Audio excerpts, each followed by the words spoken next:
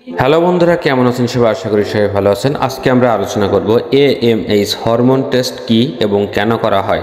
প্রথমে জেনে নেব এএমএইচ হরমোন টেস্টের পুরো মিনিংটা কি। অ্যান্টি মুলারিয়ান হরমোন হলো একটি প্রোটিন হরমোন যা মহিলাদের ডিম্বাশয়ে উৎপন্ন হয়। এটি প্রধানত মহিলাদের প্রজনন ক্ষমতার মূল্যায়নে ব্যবহৃত হয়।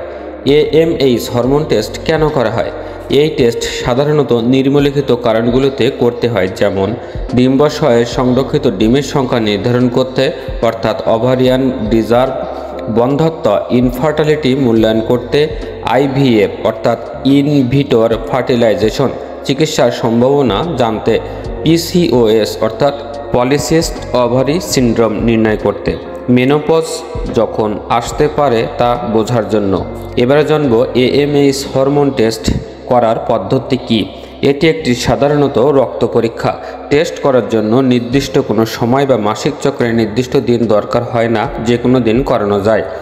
রক্তের নমুনা সংগ্রহ করে ল্যাবরেটরিতে পাঠানো হয়।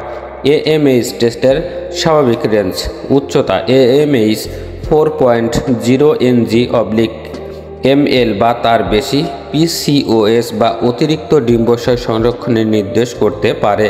স্বাভাবিক এএমএইচ 1.0 থেকে 4.0 mg/ml সাধারণত প্রজনন ক্ষমতা নির্দেশ করে। নিম্ন এএমএইচ 0.3 থেকে 1.0 mg/ml কম ওভারিয়ান রিজার্ভ নির্দেশ করতে পারে, যা গর্ভধারণের সম্ভাবনা হ্রাস করতে পারে। খুব কম এএমএইচ 0.3 mg/ml এর কম মেনোপজ বা অত্যন্ত কম প্রজনন ক্ষমতা নির্দেশ করতে পারে। এবারে জানবো এএমএইচ কম হলে করণীয়। খাদ্যাভ্যাস ও জীবনযাত্রার পরিবর্তন করুন। ডাক্তারের পরামর্শে হরমোন থেরাপি বা আইভিএফ এর মতো চিকিৎসা গ্রহণ করুন। মানসিক চাপ এবং পর্যাপ্ত বিশ্রাম নিন। এবারে জানবো এএমএইচ বেশি হলে কি করবেন। এটি যদি পিসিওএস এর কারণে হয় তাহলে খাদ্য নিয়ন্ত্রণ ও ব্যায়ামের মাধ্যমে হরমোন ব্যালেন্স করুন। ডাক্তারের পরামর্শে প্রয়োজনীয় চিকিৎসা নিন। এবারে জানবো এএমএইচ টেস্টের মূল্য। বাংলাদেশে সাধারণত এএমএইচ টেস্টের খরচ 4000 থেকে 6000 টাকার ভিতরে হতে পারে, যা ল্যাবরেটরি বা হাসপাতালের উপর নির্ভর করে। সবশেষে বলবো এএমএইচ টেস্ট একটি গুরুত্বপূর্ণ হরমোন পরীক্ষা যা মহিলাদের প্রজনন ক্ষমতা সম্পর্কে গুরুত্বপূর্ণ তথ্য প্রদান করে।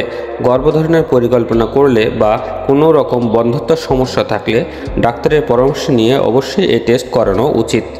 ভিডিওটা ভালো লাগলে অবশ্যই চ্যানেলটিকে লাইক এবং সাবস্ক্রাইব করবেন। পাশে থাকা বেল আইকনটি অন করে দিবেন পরবর্তীতে নতুন ভিডিও পাওয়ার জন্য। আর যদি কমেন্ট বক্সে কোনো কিছু জানার থাকে অবশ্যই কমেন্ট করতে ভুলবেন না। ধন্যবাদ।